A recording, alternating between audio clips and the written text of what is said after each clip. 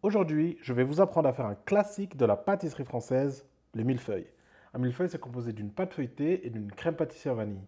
Alors oui, on peut acheter la pâte feuilletée, mais aujourd'hui on va la faire maison. Alors ça prend du temps, mais je vous assure que ça vaut le coup. On va mélanger dans le bol d'un mixeur ou à la main de l'eau froide, du vinaigre, du beurre fondu, du sel et de la farine. On mélange jusqu'à ce qu'on obtienne une pâte sans grumeaux qu'on va étaler en un rectangle épais et laisser au frigo au moins 2 heures.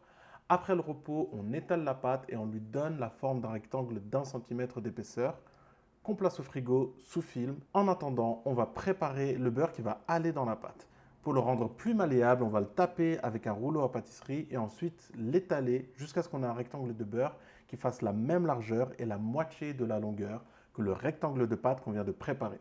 On place ce beurre au centre de notre pâte. Pour cette étape, c'est vraiment important que le beurre et la pâte aient à peu près la même consistance. On va refermer la pâte sur le beurre. Avec un rouleau à pâtisserie, on va appuyer avec un peu de force sur la pâte, puis commencer à l'étaler. On l'étale jusqu'à ce qu'elle ait une épaisseur d'à peu près 5 mm.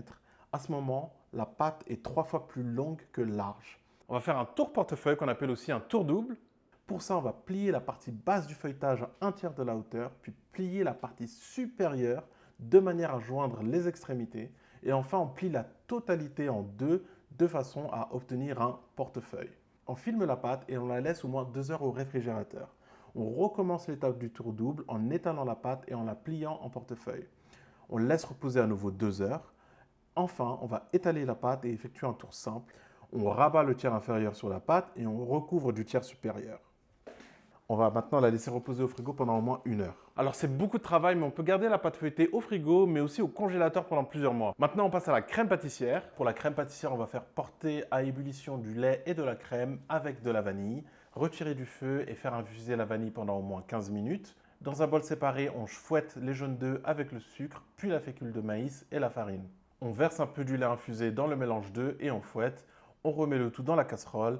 On fait chauffer le tout à feu moyen en remuant continuellement pour épaissir la crème. On retire du feu, on ajoute le beurre et on fouette. On transfère la crème dans un autre récipient et on couvre avec du film alimentaire directement sur la crème. On la laisse refroidir pendant au moins 2 heures au réfrigérateur. On va cuire la pâte feuilletée, on va préchauffer notre four à 380 degrés. Étaler la pâte jusqu'à ce qu'elle ait une épaisseur d'à peu près 3 mm. Avant de la mettre au four, on va la couvrir d'un papier parchemin et mettre à poids au-dessus. On cuit pendant 25 minutes, on retire du four, on enlève le poids et le papier parchemin, on saupoudre d'un peu de sucre et on cuit pendant 10 minutes jusqu'à ce que la pâte caramélise. Attention à ce qu'elle ne brûle pas. On la laisse refroidir. Maintenant, on va découper des rectangles de la même taille qui seront les étages de notre millefeuille. Fouette la crème pâtissière pour la rendre un peu plus souple et facile à pocher. Et on la poche sur les 2 premiers étages du millefeuille.